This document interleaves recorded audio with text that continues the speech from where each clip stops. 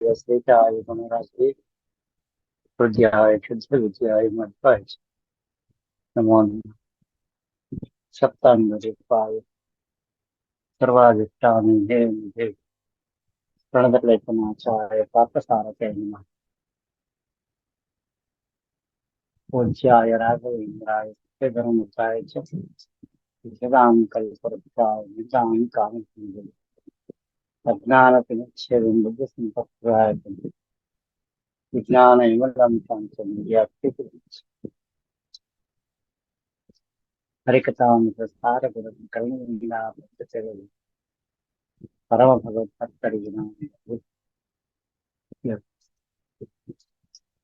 सिद्धशासनविदु बिम्बकम्बोयके पद्मवल्लभनन्मन् विजयवृक्षलवलिता पद्मवल्लभनन्म विजयवृक्षलवलिता।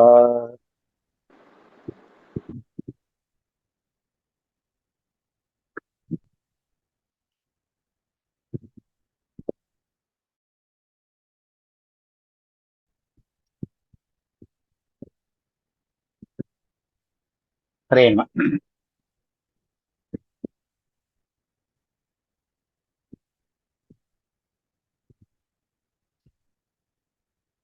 ಲಿಖಿತಾಂಬ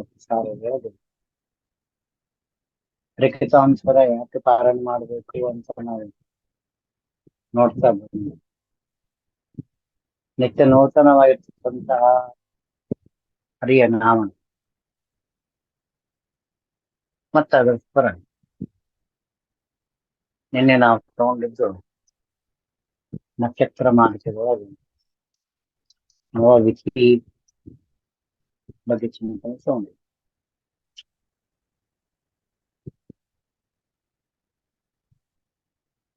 ನವವಿಧಿ ಒಳಗೆ ಯಾವ ಉಪಾಸನೆ ನಾನು ಯಾವ ರೀತಿ ಅದನ್ನ ಅನುಸಂಧಾನಕ್ಕೆ ತಂದ್ಕೋಬೇಕು, ಅದರಿಂದ ನನಗೆ ಬರೋ ಲಾಭ ಏನು. ಮುಖ್ಯವಾಗಿ ಮನುಷ್ಯ ಜನ್ಮ ಬ್ರಾಹ್ಮಣ ಜನ್ಮ ಬಂದದ್ದು ಸಾಧನಕ್ಕೆ. ಸಾಧನ ಸಾಧನ ಅಂತ ಎಲ್ಲ ಅಂತಾರೆ. ಹಂಗಂದ್ರೆ ಏನು?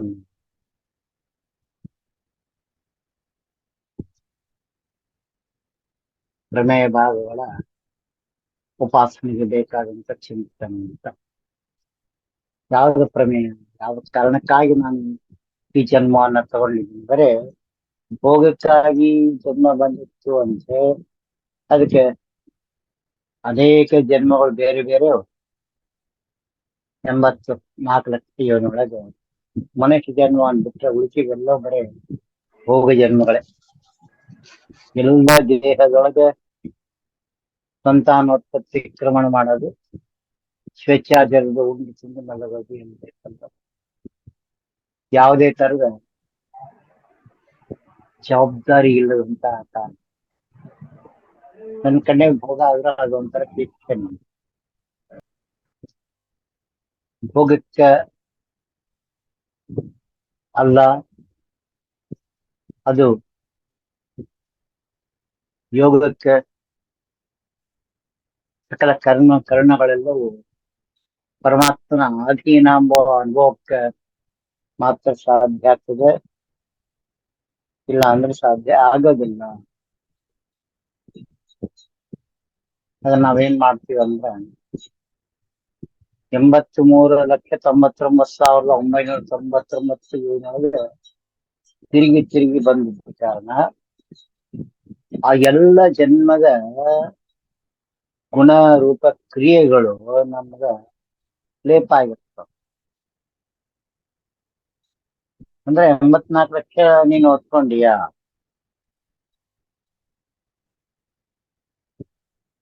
ಅದೆಲ್ಲ ತಿರುಗಿ ಬಂದಿದ್ದೀನಿ ನಾನು. ಆದ್ರೆ ಎಲ್ಲಿ ಬಂದ್ರು ನಂಗೆ ಸಂತೋಷ ಸಿಕ್ಕಿಲ್ಲ ಅಂತಲ್ಲ, ಎಲ್ಲಿ ಅಲ್ಲಿ ಬರ್ತಕ್ಕಂಥ ನೋವು, ನಿರಾಶೆ, ದುಃಖ, ದುಮ್ಮಾನ ಈ ಎಲ್ಲವನ್ನ ಅನುಭವಿಸಿ ಕೊನೆಗೆ ಮನುಷ್ಯ ಜನ್ಮ ಬಂದ. ಇದು ಒಂಥರ ನಿರಾಳವಾಗಿರ್ತಕ್ಕಂಥ ದೇಹ ಜನ್ಮ.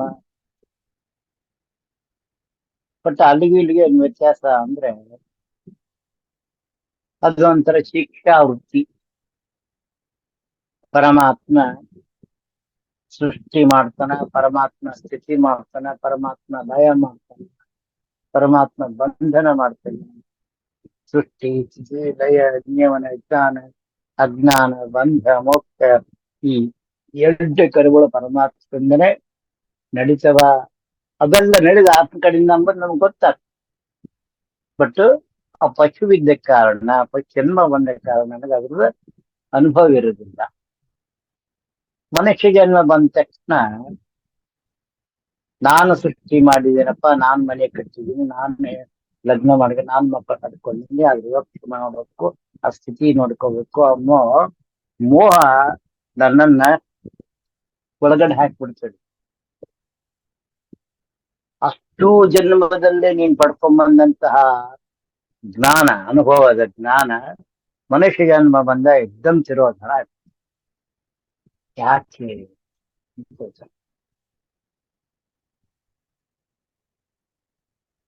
ಯಾಕೆ ಅಂತ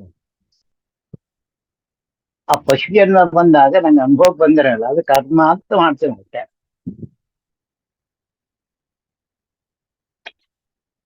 ಮನುಷ್ಯ ಜನ್ಮ ಆಗ ಅನುಭವಕ್ಕ ರೂಪ ಗೊತ್ತಾಗ್ತದೆ, ಆದ್ರೆ ಅದು ನಾನೇ ಮಾಡ್ತೇನೆ ಎಂಬ ಗರ್ವ ಬರ್ತದೆ, ಮೋಹ ಬರ್ತದೆ. ನನ್ ಕಣ್ಣಿದ್ರೆ ಅವೆಲ್ಲ ಪಾತ್ರಗಳು ಕಾಣಿಸ್ತಾವ. ನಾಯಿ ನರಿ ಹಂದಿ ಕೋತಿ ಕತ್ತೆ ಅಂತ ಕಾಣ್ತಾವಲ್ಲ, 83 ಲಕ್ಷ 84 ಲಕ್ಷ ಎಲ್ಲೂ ಕಾಣ್ತವೆ. ಬಟ್ ಮನುಷ್ಯ ಜನ್ಮ ಏನ್ ಮಾಡ್ತಂದ್ರೆ ನಾನೇ ಬೇರೆ ಅವರೇ ಬೇರೆ. ಅವೆಲ್ಲ ಪರಮಾತ್ಮನ ಪರಿಕರಗಳು ಅಂತ ನಾವು ಅನ್ಕೋತೀವಿ. ಬಟ್ ನಾನ್ ಸತ್ತಂತ ನಾನ್ ಬಹಳ ಅನುಭವಿಸ್ತಿದ್ದೀನಿ, ನನಗೆ ಇವೆಲ್ಲ ಗೊತ್ತದೆ, ನಾನು ಇಲ್ಲೇ ಇರ್ತೀನಿ ಅಂಬೋ ಚಿಂತನೆಗೆ ನಮ್ಮನ್ನ ಈಡ್ ಮಾಡ್ತದೆ. ಹಿಂಗಾಗಿ ನಂಗೆ ದುಃಖ ಮರಳಿ ಮರಳಿ ಬರ್ತದೆ.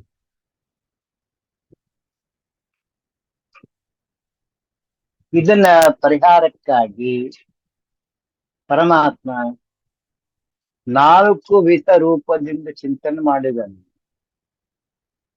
4 ವಿಧ ಆಶ್ರಮಗಳು, 4 ವಿಧ ಜನ್ಮಗಳು,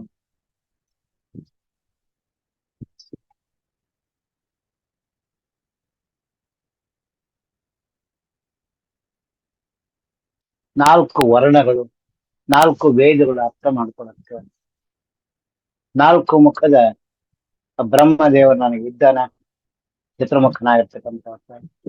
ಈ ದೇಹದೊಳಗ 4 ದೇಹಗಳವ, ಇದು ಒಂದೇ ದೇಹ ಅಲ್ಲ. ಎಲ್ಲ 4 4 4 4 4 ರೂಪದಿಂದ ನಾನು ತೋರಿಸ್ತಾ ಹೋಗ್ತೇನೆ. ಅದನ್ನ ಪರಿಹಾರಕ್ಕಾಗಿ ಯಾವುದು ಒಂದು ವಿಚಾರ ಇವತ್ತು ತಗೊಂಡಾಗ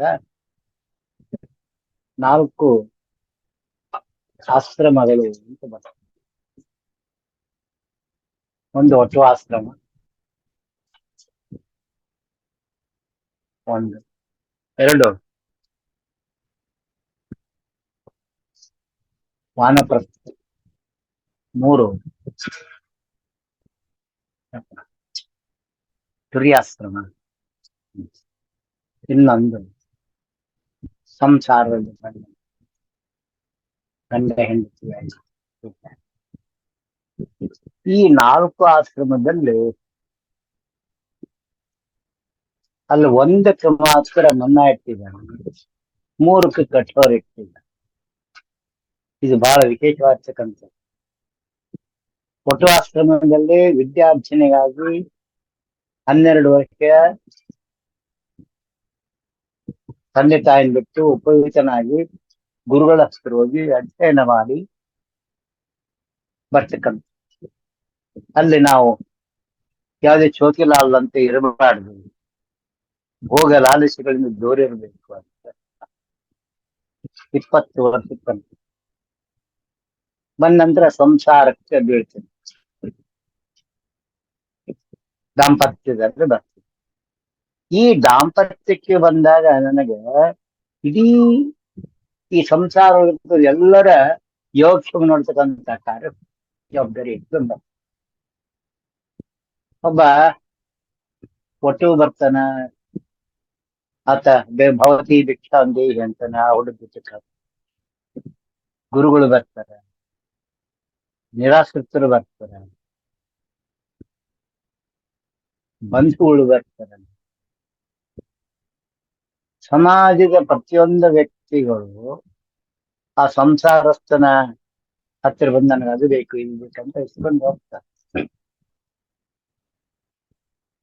ಇದ್ರಾಗ ಹೆಂಗ ಪಾಠ ಆಗ್ಬೇಕಂದ್ರ, ಇದೆಲ್ಲ ಹರಿ ಕೊಟ್ಟ ಸಂಪತ್ತು ಅವ್ರಿಗಾಗಿ ಕೊಟ್ಟದ್ದು, ಇದು ನಂದಲ್ಲ ಅಂತ ಆ ಗಂಡ ಹೆಂಡತಿ ನಿರ್ವ್ಯಾಜ್ಯನಾಗಿ ಆ ಪ್ರತಿಯೊಂದು ಜನರಲ್ಲಿ ಅತಿಥಿ ದೇವೋ ಭವ, ಯಾಕೆ ನಾವು ಕರೆದ ಇಲ್ಲಲ್ಲ, ಆ ಅತಿಥಿ ದೇವೋ ಭವ ಅಂತ ಹೇಳ್ಬಿಟ್ಟು ಅವರಿಗೆ ಕಿತ್ತು ಕಳಿಸ್ಬೇಕು. ಮೊದಲಿಗೆ ಆಶ್ರಮ, ಎರಡನೇ ಆಶ್ರಮ ಬರೀ ತ್ಯಾಗ. ಅಲ್ಲಿ ಕಿಂಚಿತ್ ದೋಷ ಆದ್ರೂ ಪರಮಾತ್ಮ ಅದನ್ನ ಮನ್ನಿಸ್ತಾನ. ಇನ್ನ ವಾನಪ್ರಸ್ಥ, ಅಲ್ಲೇ ಊಟನೇ ಇಲ್ಲ ನಿಮ್ಗೆ, ಇಲ್ಲೆಲ್ಲ ಬರೇ ಭೋಗ ಆಯ್ತು, ಗಂಡ ಹೆಂಡತಿ ವಯಸ್ಸಾಯ್ತು, ಸಂಬಂಧವನ್ನ ಇಡೀ ಸಂಪತ್ತನ್ನೆಲ್ಲ ಮಗ ಕೊಟ್ಟು ಅಳಿಯ ಕೊಟ್ಟು ಸಂಬಂಧಪಟ್ಟಂತ ಅವ್ರಿಗೆ ಕೊಟ್ಟು ಅಡವಿ ಸೇರ್ಬೇಕಂದ್ರೆ ವೈರಾಗ್ಯ ಬರಬೇಕು.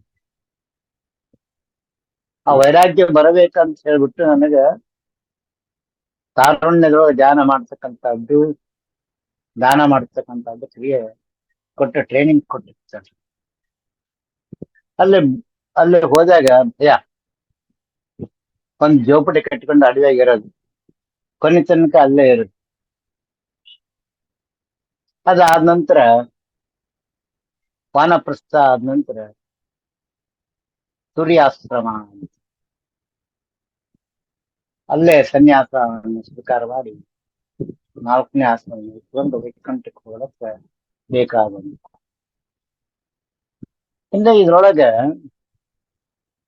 ಶೂದ್ರ ವರ್ಣಗಳು ಬರ್ತವೆ. ಶೂದ್ರ, ವೈಶ್ಯ, ಕ್ಷತ್ರಿಯ,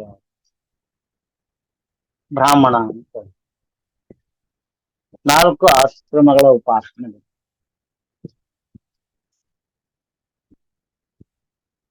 ಶೂದ್ರಗ ಭಗವದ್ ರೂಪ ಯಾವುದು? ಅನಿದ್ಧ ರೂಪ. ವೈಶ್ಯಿಗೆ ಪ್ರತಿವಿಧ ಪ್ರದ್ಯುಮ್ನ ರೂಪ ಭಗವಂತನ ಉಪಾಸನೆ. ಕ್ಷತ್ರಿಯಗೆ ಜಯಾಪತಿ ಸಂಕೃಷ್ಣ ರೂಪ ಆಗುತ್ತೆ. ಬ್ರಾಹ್ಮಣರ ಮಾಯಾಪತಿ ವಾಸುದೇವ. ಸ್ವಲ್ಪ ತಿಳ್ಕೊಬೇಕು ನಾವಿಂದ, ಸಂಸಾರದೊಳಗೆ ನನಗೆ ಮಾಯ ಹಾಕತ್ತ ಪರಮಾತ್ಮ. ಆ ಮಾಯ ಬಿಡಿಸ್ಕೋಬೇಕಂದ್ರ ಬ್ರಾಹ್ಮಣ ಜನ್ಮ ಅತ್ಯಂತ ಅಗತ್ಯ. ಈ ಬ್ರಾಹ್ಮಣ ಜನ್ಮ ಬಂದಾಗ ನನಗೆ ಹಿಂದಿನ ಅನೇಕವಾಗಿರ್ತಕ್ಕಂತಹ ಸಂಬಂಧಗಳಿಂದ ಅದನ್ನ ಹರಿಗೆ ಸಮರ್ಪಣೆ ಮಾಡ್ತಕ್ಕಂಥ ಕಾರ್ಯ. ಅದು ವಿಧಿ ನಿಷೇಧಗಳೆಲ್ಲ ಕರ್ಮಗಳು ಪರಮಾತ್ಮ ನಿನ್ನಾಧೀನ, ನಿನಗೆ ಸಮರ್ಪಣೆ ಮಾಡ್ತಕ್ಕಂಥ ಕಾರ್ಯ ನಿನಗೆ ಪ್ರಕಟ ಆಗುತ್ತೆ. ಇದು ಪ್ರಕಟ ಆದಾಗ ಮಾತ್ರ ನನಗೆ ಪದ್ಮವಲ್ಲಭನಮ್ಮ ವಿಜಯ ವಿಠಲವಲ್ಲಭ ಎಂಬ ಸೂತ್ರಕ್ಕೆ ಅಧೀನ ಆಗ್ತೀನಿ. ಇಲ್ಲಿ ಏನ್ ಆಗ್ತದೆ ನಮಗಂದ್ರೆ, ವಿಧಿ ಕರ್ಮವನ್ನ ಅಂದ್ರೆ ಸತ್ಕರ್ಮ ಏನ್ ಮಾಡಿರ್ತೀವಿ ಅವೆಲ್ಲ ನಾವೇನಪ್ಪ, ದನ ಡಂಗರ ಎಲ್ಲಾ ಕಡೆಗೂ ಒಪ್ಪಿಸ್ಬಿಡ್ತೀವಿ ಪರಮಾತ್ಮ. ಇಲ್ಲಪ್ಪ ನಾ ಇಂಥದ್ ಮಾಡಿದ್ದೆ, ಪರಮಾತ್ಮ ಮಾಡಿಸಿದ್ದೆ ನಾನು. ಅದೇ ನಿಷೇಧ ಕರ್ಮ ಮಾಡಿದಾಗ ಅದನ್ನ ನಾನು ಒಪ್ಪಿಸಂಗಿಲ್ಲ. ಇದು ವಿಶೇಷವಾಗಿ ನಾ ಎಲ್ಲೇ ಮತ್ತೆ ಮತ್ತೆ ಹುಟ್ಟು ಸಾವಿಗೆ ಬೀಳ್ತೀನಿ ಎಂಬ ಕಾರಣಕ್ಕೆ ಹೇಳ್ತಾರೆ. ಆ ನಿಷೇಧ ಕರ್ಮವನ್ನು ಏನಪ್ಪ ಅಂದ್ರೆ ನಿರ್ವಾಜ್ಯಾಗಿ ಹರಿಗೆ ಸಮರ್ಪಣೆ ಮಾಡಬೇಕು. ದೊಂದಕ್ಕೆ ಶ್ರೀನಿವಾಸನೇ ಕರ್ತಂತೆ ಸದಾನದ ನೆನವರೇ ನರೋತ್ತಮರು ಅಂತ ಹೇಳಿ. ಆ ನಿಷೇಧ ಕರ್ಮ ಕೊಡ್ಲಿಲ್ಲ ಅಂದ್ರೆ ಇದನ್ನ ನಾನ್ ಮಾಡೇನಂತೀನಿ, ಅದು ನೀನ್ ಮಾಡಿ ಅಂತೀವಿ.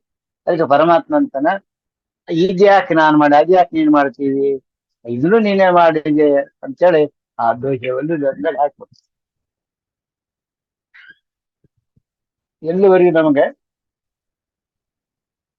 ಪರಮಾತ್ಮನ ಉಪಾಸನೆಗೆ ಬರೋದಿಲ್ಲ, ಅಲ್ಲಿವರೆಗೂ ಈ ಎಲ್ಲ ದುಃಖ ಬಿಟ್ಟು ಹೋಗೋದು. ಅದಕ್ಕೆ ಒಂದು ವಿಚಾರ ಬರ್ತದೆ. ಶೂದ್ರ ಆಶ್ರಮದಲ್ಲಿ ಶೂದ್ರ ವರ್ಣಗಳ ಬಂದಂತ ಎಲ್ಲ ಕರ್ಮ ಅವನೇ ಮಾಡ್ತಾನೆ. ಪರಮಾತ್ಮ 4 ರೂಪದಲ್ಲಿದ್ದಾನಂದ್ರೆ ಪಾದಕ್ಕೆ ಶೂದ್ರ ಅಭಿಮಾನಿ ಪರಮಾತ್ಮ ಪಾದಕ್ಕೆ, ಪರಮಾತ್ಮ ಉದರಕ್ಕೆ ವೈಶ್ಯಾಭಿಮಾನಿ, ಪರಮಾತ್ಮನ ಬಾಹುಗಳಿಗೆ ಸಂಕರ್ಷಣ ಕ್ಷತ್ರಿಯ ಅಭಿಮಾನಿ, ಪರಮಾತ್ಮನ ಮುಖಕ್ಕೆ ವಾಸುದೇವ ಪರಮಾತ್ಮ ಅಭಿಮಾನಿ. ಈ ಉಪಾಸನೆ ನನ್ನಲ್ಲಿ ಬರಬೇಕು. ಈ ದೇಹ ಪರಮಾತ್ಮ ಪ್ರತಿಬಿಂಬ ಅಂತ ಉಪಾಸನೆ ಬರಬೇಕು. ಅವಾಗ ಈ ದೇಹದ ಪಾದಕ್ಕೆ ಅಭಿಮಾನಿ ಶೂದ್ರ ಆಗ್ತಾನ, ಅಲ್ಲ ಅನಿರುದ್ಧ ಮೂರ್ತಿ ಪರಮಾತ್ಮ ಉಪಾಸನೆ ಆಗ್ಬೇಕು. ನನ್ನ ಹೊಟ್ಟೆಗೆ ಅಂದ್ರೆ ಇದು ಪರಮಾತ್ಮ ಪ್ರತಿಬಿಂಬ ಅಂತ ಅನುಸಂಧಾನ ಮಾಡ್ಕೊಂಡಿದ್ದಕ್ಕೆ ಈ ಉದರಕ್ಕೆ ಕುಚುಬುಚ ಪ್ರತಿಮ್ನ ವೈಶ್ಯನ ಆಗ್ತಾನೆ. ಈ ವೈಶ್ಯ ವೃತ್ತಿ ಯಾವ ರೀತಿ ಅಂತಂದ್ರೆ, ದೇಹ ಭೋಜನ ಯಜ್ಞವನ್ನ ಮಾಡಿದಾಗ ಅಲ್ಲಿ ಯಾರ್ಯಾರಿಗೆ ಯಾವ ಆಹಾರವನ್ನ ಕೊಡ್ಬೇಕಂತ, ನಾನು ಬರೀ ಅನ್ನ ಸಾರು ಉಂಡಿರ್ತೀನಿ, ಎಲ್ಲ ಬಕ್ಕರಿ ತಿಂದಿರ್ತೀನಿ, ಪಲ್ಯ ತಿಂದಿರ್ತೀನಿ. ಅದ್ರೊಳಗೆ ಮಾಂಸ, ರಕ್ತ, ಕೀವು ಮತ್ತೇನಪ್ಪ ಅಂದ್ರೆ ವೀರ್ಯ, ಇವೆಲ್ಲವೂ ಹೆಂಗ ಉತ್ಪತ್ತಿ ಆಗ್ತಾವು, ಕೂದ್ಲಕ್ಕೆ ಏನ್ ಬೇಕು, ಚರ್ಮಕ್ಕೆ ಏನ್ ಬೇಕು, ಅಸ್ಥಿಗೆ ಏನ್ ಬೇಕು, ಅದೆಲ್ಲವನ್ನು ಬೈಫರ್ಕೇಶನ್ ಮಾಡಿ ವ್ಯವಹಾರವನ್ನ ಈ ಉದರದಲ್ಲಿದ್ದ ಮುಖ್ಯ ಪ್ರಾಣಿಗಳು ಮಾಡಿಸ್ತಾ ಇದ್ದಾನೆ. ಅದು ಅವ್ರಿಗೆ ಕಳಿಸ್ತಾ ಇದ್ದಾನೆ. ಆ ಎಲ್ಲರಿಗೂ ಮುಟ್ಟಿಸ್ತಕ್ಕಂಥ ಸಮಭಾಗವಾಗಿರ್ತಕ್ಕಂಥ ರೂಪ ಇದು. ಇಲ್ಲ ಮುಖ್ಯ ಪ್ರಾಣಿದವರು 5 ರೂಪದಿಂದ ನನ್ನ ಉದರೊಳಗ ಕಾರ್ಯ ಮಾಡ್ತಾ ಇದ್ದಾರೆ. ಪ್ರಾಣ, ಅಪಾನ, ಧ್ಯಾನ, ಉದಾನ, ಸಮಾನ ಅಂತ 5 ರೂಪದಿಂದ ನಾನು ಒಂದು ಅನ್ನವನ್ನ 5 ರೂಪದಲ್ಲಿ ಮಾಡ್ತೀನಿ. ಅನಿರುದ್ಧ ಪ್ರದ್ಯುಮ್ನ ಸಂಕರ್ಷಣ ವಾಸುದೇವ ರೂಪ. ಇದು ಅರ್ಥ ಮಾಡ್ಕೊಳ್ಳಿಲ್ಲ ಅಂದ್ರೆ ನಾನು ಬೇರೆ ಏನೇನೋ ಹುಡುಕಕ್ಕೆ ಹೋಗ್ತೀನಿ. ಎಲ್ಲಿ ಈ ರೀತಿ ಬಂತು, ಕ್ಷತ್ರಿಯನಾಗಿ ಬಂದ ಅಂದ್ರೆ ಜಯಾಪತಿ ಸಂಕರ್ಷಣ ಅಂದ್ರೆ 2 ಬಾಹು ಬಲ ಬರಬೇಕು. 2 ಬಾಹು ಯಾವುದು ಅಂದ್ರೆ, ಒಂದು ಈಶತ್ವ, ಒಂದು ದಾಸತ್ವ. ದಾಸತ್ವದ ಚಿಂತನೆ ಬರಬೇಕು. ಒಂದು ಬಲ ಜ್ಞಾನದ ಬಲ, ಇನ್ನೊಂದು ಹರಿಯ ಬಲ ಅಂತ. ಬಲ ಹೆಗಲ ಮೇಲೆ ರಾಮಚಂದ್ರದೇವರು ಕೂತ್ಕೊಂಡು, ಎಡಚಲದ ಮೇಲೆ ಏನಪ್ಪ ಎಡಭಾಗದಲ್ಲಿ ಲಕ್ಷ್ಮಣ ದೇವರು ಕೂತ್ಕೊಂಡು ಹನುಮಂತ ದೇವರು ವಿಹಾರ ಮಾಡೋದನ್ನ ನೋಡ್ತೇನೆ. ಲಕ್ಷ್ಮಣ ಕೇಶ ಅಂದ್ರೆ ಜ್ಞಾನಕ್ಕೆ ಅಭಿಮಾನಿ, ಆ ಬಲ ಬೇಕು ನನಗೆ. ಏನಪ್ಪ ಪರಮಾತ್ಮ ಸರ್ವೋತ್ತಮ, ನಾನು ಆತನ ದಾಸ ಎಂಬ ಜ್ಞಾನ ಇಲ್ಲಿಟ್ಟುಕೊಂಡು ಏನಪ್ಪ ಅಂದ್ರೆ ಈ ಬಲಭುಜದಲ್ಲಿ ಇಟ್ಕೋಬೇಕು. ಯಾರು ಈ ರೀತಿ ಉಪಾಸನೆಯನ್ನ ದೇಹದಲ್ಲಿ ತಿಳ್ಕೊಂಡು ಮಾಡ್ಕೊಂಡಿರ್ತಾರ ಅಲ್ಲಿ ಜಯಾಪತಿ ಸಂಕಷ್ಟನ ಅನುಗ್ರಹ ಆಗ್ತದೆ. ಅವ್ರಿಗೆ ವಾಯುದೇವರು ವಿಶೇಷ ಪ್ರೀತಿ ಆಗ್ತಾರ. ವಾಯುದೇವರ ಪ್ರೀತಿ ಆಯ್ತು ಅಂದ್ರೆ ಅವ್ರಿಗೆ ಮೋಕ್ಷ. ಈ ದೇಹದಲ್ಲಿ ಇದು ಏನಂತಂದ್ರೆ ಉಪಾಸನೆಗೆ ವಿಶೇಷವಾಗಿರ್ತಕ್ಕಂಥದ್ದು. ಇನ್ನ ಮಾಯಾಪತಿ ವಾಸುದೇವ ಉಪಾಸನೆ ಮುಖ ಅಂತ, ಮಖ ಅಂತ ಹೇಳ್ತಾರೆ. ಇಲ್ಲೇ 2 ಕಣ್ಣು, 2 ಕಿವಿ, 2 ಮೂಗು, 1 ಬಾಯಿ, 7 ದ್ವಾರಗಳು ನಮ್ಮ ಮುಖವೆಲ್ಲವ. ಜ್ಞಾನೇಂದ್ರಿಯ, ನಾಲಿಗೆ, ಕಣ್ಣು, ಮೂಗು, ಕಿವಿ, ಚರ್ಮ, 5 ಜ್ಞಾನೇಂದ್ರಿಯಗಳು. 1 ಕರ್ಮೇಂದ್ರಿಯ ನನ್ನ ಯಜ್ಞದಲ್ಲೇ ಮುಖದ ಬಾಯಿ ಏನಪ್ಪ ಅಂದ್ರ ಇದು ಕರ್ಮೇಂದ್ರಿಯ. ಈ ರೂಪ ಯಾವ ಸಾಧಕನಿಗೆ ಅನ್ವಯ ಮಾಡಿಸ್ಕೋತಾನೋ ಅವನಿಗೆ ಆ ಮಾಯಾಪತಿ ವಾಸುದೇವನ ಅನುಗ್ರಹ ಆಗ್ತದೆ. ಮಾಯಾಪತಿ ವಾಸುದೇವನ ಅನುಗ್ರಹ ಆಗಿ ಆತನ ಮುಖದಲ್ಲಿ ಬರ್ತಕ್ಕಂಥ ಪ್ರತಿ ವಾಕ್ಯಗಳು ಏನಪ್ಪ ಅಂದ್ರ ಸರ್ವತೋಮುಖ ಅಭಿವೃದ್ಧಿಗಾಗಿ ಅಂದ್ರೆ ಇನ್ನು ಎರಡು ದ್ವಾರ ಕೆಳಗಡೆ ಇರ್ತಕ್ಕಂಥ ಪಶ್ಚಿಮಕ್ಕೆ ಇರ್ತಕ್ಕಂಥ ಪೂರ್ವ ಪಶ್ಚಿಮ ಉತ್ತರ ದಕ್ಷಿಣ ಅಂತ ಕೆಳಗಡೆ ಇರ್ತಕ್ಕಂಥ ಎರಡು ದ್ವಾರದಲ್ಲಿ ಒಂದು ರಜೋಗುಣಕ್ಕೆ ಅಭಿಮಾನಿ ಇರ್ತ ಬುದ್ಧ, ಇನ್ನೊಂದು ತಮೋಗುಣಕ್ಕೆ ಅಭಿಮಾನಿ ಇರ್ತಕ್ಕಂಥ ಕಲ್ಕಿ ಇದ್ದು ಅಲ್ಲೇ ರಜೋ ಮತ್ತು ತಮೋ ಗುಣಗಳನ್ನು ನಿಗ್ರಹ ಮಾಡ್ತಕ್ಕಂಥ ಕಾರ್ಯ ಮಾಡ್ತಾರ ಅನ್ನೋ ಉಪಾಸನಾ ಆಚಾರ ಮಧ್ವರು ತಂತ್ರಸಾರಗಳನ್ನು ತಿಳಿಸಿಕೊಟ್ಟಿದ್ದ ಕಾರಣ ಈ ರೂಪ ನಾನು ಉಪಾಸನೆ ಬೇಕು. ಅವಾಗ ಅವರಿಬ್ಬರು ರಜೋಗುಣ ತಮೋಗುಣ ಕಡಿಮೆ ಕಂಟ್ರೋಲ್ ಆಯ್ತು ಅಂದ್ರೆ ನನಗೆ ಆ ಮಾಯಾದಿಂದ ಬಿಡುಗಡೆ ಹೊಂದ್ತಾರೆ. ಅಂದ್ರೇನು, ನಾನು ನನ್ನ ಹೆಂಡತಿ, ನನ್ನ ಗಂಡ, ನನ್ನ ಮಕ್ಕಳು, ನನ್ನ ಬಂಧು, ನನ್ನ ಬಳಗ ಜೊತೆಗೆ ಇವ್ರು ನನ್ನ ವಿರೋಧಿಗಳು, ಇವ್ರು ನನ್ನ ದೂಷಣೆ ಮಾಡ್ತಾರೆ, ಇವ್ರು ನನ್ನ ಆಡ್ಕೋತಾರೆ, ಇವ್ರು ನನ್ನ ಹಿಂಸೆ ಕೊಡ್ತಾರೆ, ಇವ್ರು ನನ್ನ ಮನಸ್ಸಿಗೆ ಘಾಸಿಯಾಗಂತ ಮಾತಾಡ್ತಾರೆ ಅಂಬೋ ಏನಪ್ಪ ವಿಚಿತ್ರ ಕಲ್ಪನಾ ನಾವು ತಿರುಗಿರ್ತಿರೋ ಅದು ನಮ್ಮಿಂದ ದೂರ ಆಗ್ತದೆ. ಇದು ಯಾವುದು ಆ ಕಲ್ಕಿಯಿಂದ ಮತ್ತು ಬುದ್ಧನಿಂದ ಈ ಮಾಯಾ ಬಿಡುಗಡೆ ಹೊಂದ್ತದ. ತಮೋ ವ್ಯಾಪಾರ ದ್ವೇಷ ಮಾಡ್ತಕ್ಕಂಥ ಕಾರ್ಯ ಆ ಕಲ್ಕಿಯಿಂದ ದೂರ ಆಗ್ತದ. ಮೋಹ ಮಾಡ್ತಕ್ಕಂಥ ಮಾಯಾದೊಳಗೆ ಬರ್ತಕ್ಕಂಥ ಕಾರ್ಯ ಬುದ್ಧಿನಿಂದ ಆಗ್ತದೆ. ಇದು ನಮಗ ವಿಶೇಷವಾಗಿರ್ತಕ್ಕಂಥ ಚಿಂತನೆ. ಈ ರೀತಿ ಯಾರು ಚಿಂತನೆಗೆ ಕಾರ್ಯಗತಗೊಳಿಸ್ತಾರೋ ಅವ್ರಿಗೆ ಪರಮಾತ್ಮ ಅನುಗ್ರಹ ಮಾಡಿ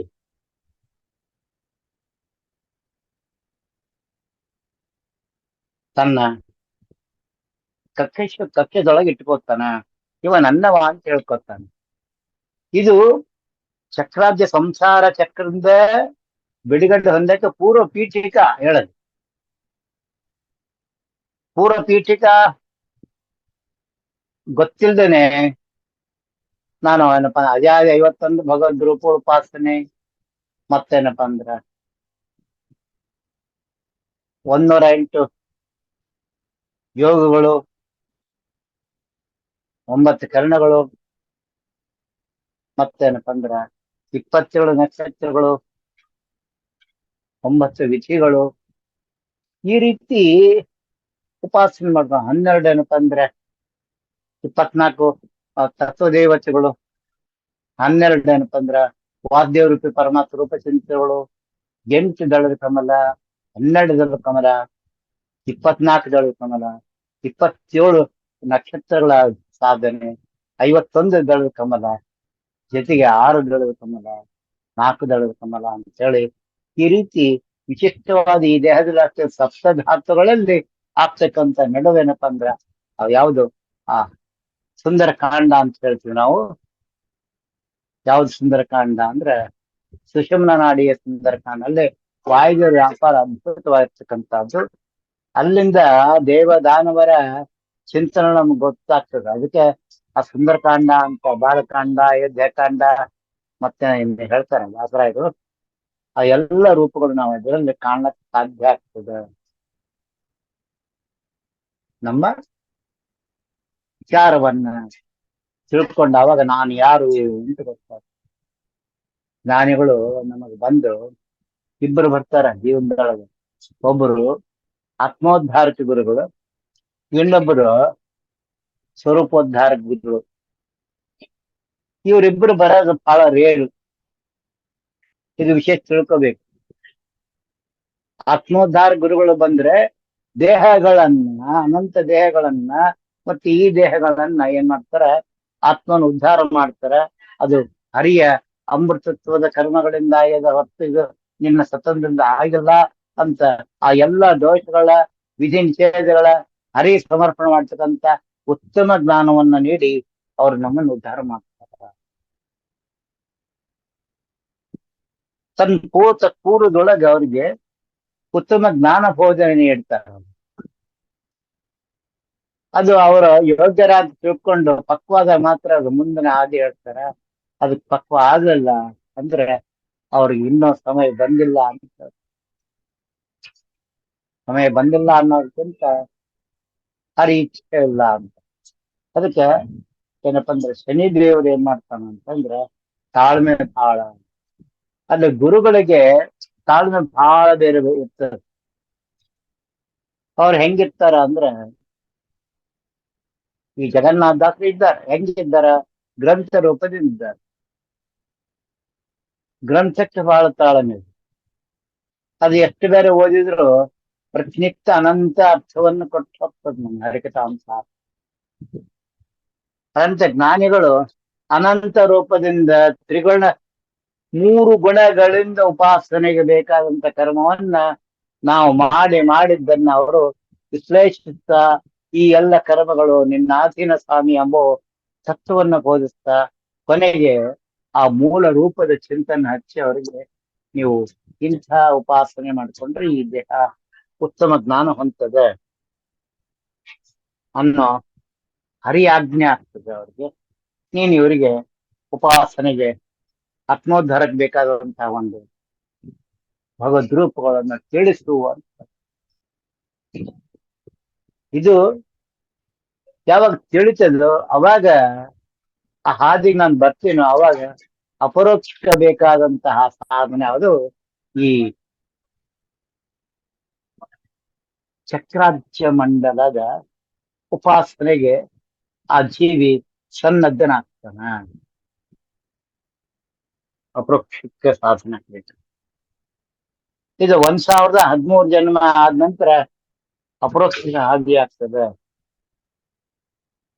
ನಾವೆಲ್ಲ ಹೇಳ್ತೀವಿ ಯಾರಂದ್ರ 3 ಜನ್ಮಗಳ ದೇಹಾಗಾರ ಪಶುಧನ ಪತ್ನಿ ಮಾತಾ ಚಿತ್ರಗಳಲ್ಲಿಯ ಸ್ನೇಹಕ್ಕಿಂತ ಅಧಿಕ ಮಾನವನಲ್ಲಿ ಬಿಡುಗಡೆ ಮಾಡುವ ಸೂರ್ಯಗಳು ಈ ಉತ್ತಮ ಜನ್ಮ ಮೀರಿ ಪರಮಾತ್ಮನ ಸ್ವದೇಹಾಗಿ ನೋಡಿ ಸುಖಿಸುವರು. ಪರಮಾತ್ಮನ ಕಾಣಬೇಕು ಎಂಬೋ ಛಲ ಸ್ತ್ರೀ ಪುರುಷರಾಗಿರ್ತಕ್ಕಂಥ ನಮ್ಮಲ್ಲಿ ಉತ್ಕೃಷ್ಟವಾಗಿ ಬಂದಾಗ, ಅವಾಗ ಕಿಂಚಿತ್ತು ದೇಹಕ್ಕೆ ಮನಸ್ಸಿಗೆ ಘಾಸಿ ಆಗ್ತಕ್ಕಂಥ ಮಾತುಗಳು ಬಂದಾಗ ಅದರ ಸಹನೆಯಿಂದ ತಗೊಂಡು ಹೋಗ್ಬೇಕು. ಅದಕ್ಕೆ ದಾಸರು ನಮ್ಮ ಇವ್ರು ಹೇಳ್ತಾರೆ, ಯಾರು? ಗುರು ಜಗನ್ನಾಥ ದಾಸರು, ಆರಾರು ಮಾಡುವ ವಂದನೆ ನಿಂದನೆ ಹರಿ ನಿನಗೆ ಅರ್ಪಿತವೋ ಅಂತ.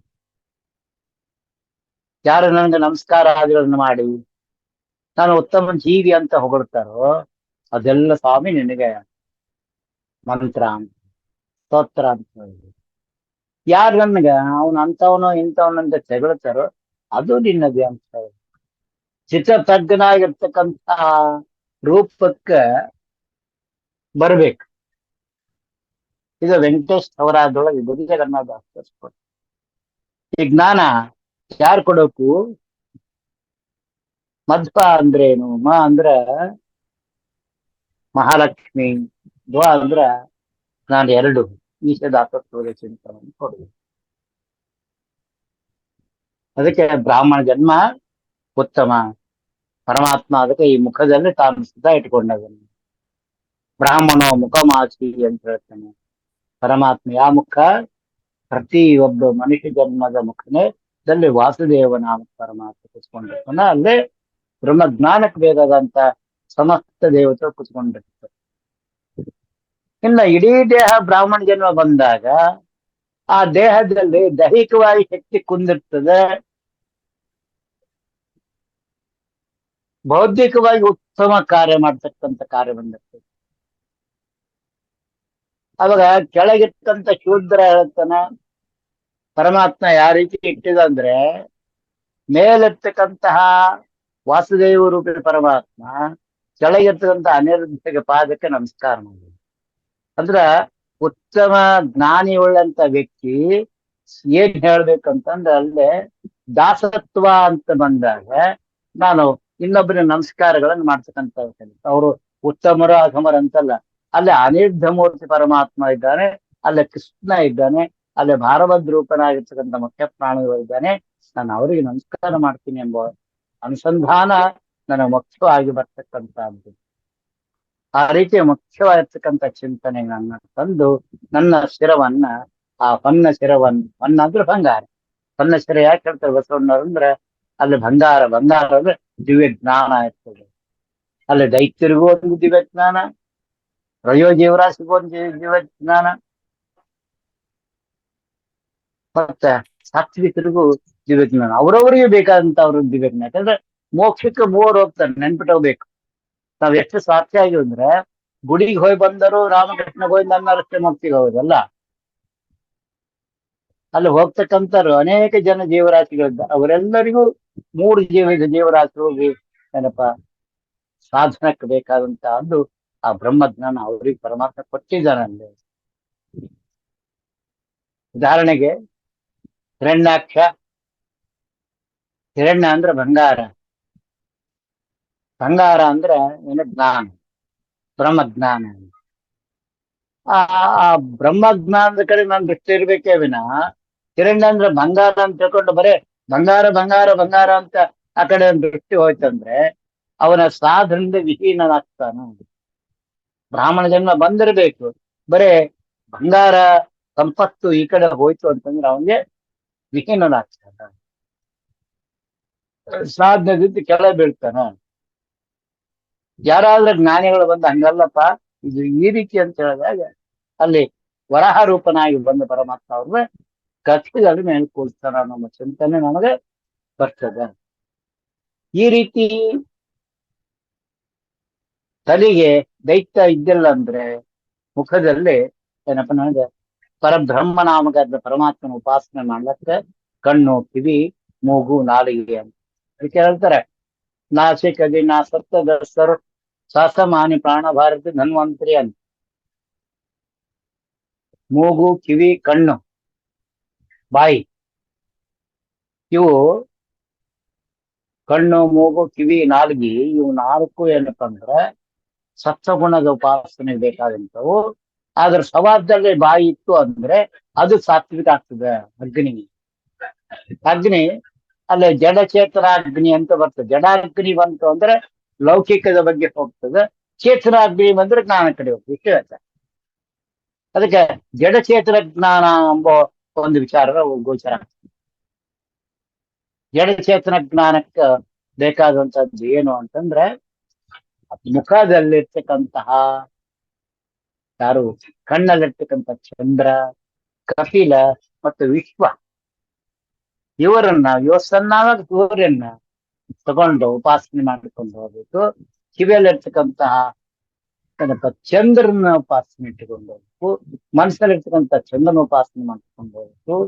ಅದೇ ನಾಡಿಯಲ್ಲಿರ್ತಕ್ಕಂಥ ವರ್ಣನ ಉಪಾಸನೆ ಮಾಡ್ಕೊಂಡು ಹೋಗ್ಬೇಕು. ವರ್ಣ ಅಥವಾ ಲಕ್ಷ್ಮೀಪತಿ ನಾರಾಯಣ ಸನ್ನಿಧಾನ, ಅಲ್ಲಿ ಆ ಶಬ್ದಗೋಚರ ಅಂದ್ರೆ ಇಡೀ ಶಬ್ದಗಳನ್ನ ನಮಗ ತೋರ್ಸ್ಕೊ. ಶಬ್ದಗೋಚರ ನಮ್ಮ ವಿಜಯ ವಿಠಲ ವಲ್ಲಭ ಅಂದ್ರೆ ಅಲ್ಲಿ ಘೋಷ ನಾಮಕ ಪರಮಾತ್ಮ, ನಾದ ನಾಮಕ ಬಂದ ಪರಮಾತ್ಮ, ಬಿಂದು ನಾಮಕ ಪರಮಾತ್ಮ, ನಾದ, ಬಿಂದು, ಘೋಷ ಅಂತಂದ್ರೆ ಇಷ್ಟು ಮೂರು ಭಗವದ್ ರೂಪಗಳು ನಮ್ಗ ಕಂಠಸ್ಥನಾಗಿರ್ತದೆ. ಕಿರುನಾಡಿಗೆಯಲ್ಲಿ ಇರ್ತಕ್ಕಂಥ ರೂಪ, ನಾಲಿಗೆಯಲ್ಲಿರ್ತಕ್ಕಂಥ ರೂಪ, ದಂತದಲ್ಲಿರ್ತಕ್ಕಂಥ ರೂಪ, ಇಷ್ಟು ಈ ಒಳಗಡೆ ಕುತ್ಕೊಂಡು ನಮಗೆ ಸತ್ವಗುಣದಿಂದ ಉಪಾಸನೆ ಮಾಡಕ್ಕೆ ಕೊಡ್ತಕ್ಕಂಥ ಅತ್ಯಂತ ಅದ್ಭುತವಾಗಿರ್ತಕ್ಕಂಥ ಚಿಂತನೆಯನ್ನ ನನಗೆ ಈ ಬ್ರಾಹ್ಮಣ ಚರ್ಯದಿಂದ ಗೋಚರ ಆಗ್ತದೆ.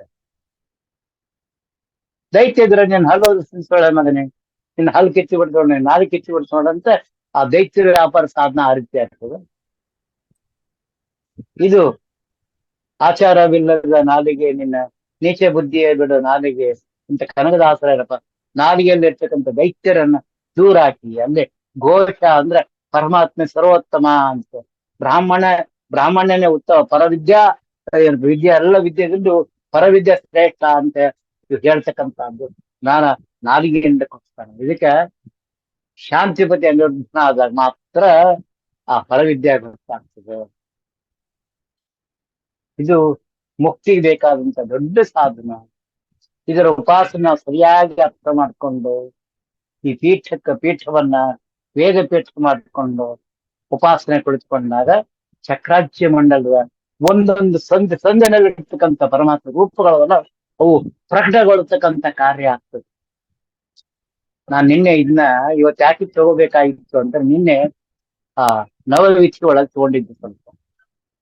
ಸ್ವಲ್ಪ ಕಠಿಣ ಅನ್ಸ್ತಾ ಇತ್ತು, ಸ್ವಲ್ಪ ಸೆಟ್ಲ್ ಮಾಡ್ಬೇಕಾಯ್ತು. ಮೊದ್ಲು ಹೇಳಿದ್ದು ನಕ್ಷತ್ರ ಮಾರ್ಗ ಬಹಳ ಚಂದ ಆಯ್ತು, ಎಲ್ಲರಿಗೂ ಅನುಕೂಲ ಆಯ್ತು. ಬಟ್ ಅದು ಮುಂದೆ ಬರ್ತಕ್ಕಂಥದ್ದು ಇನ್ನು ಬಹಳ ಕಠಿಣ ಆಗ್ತದಲ್ಲ.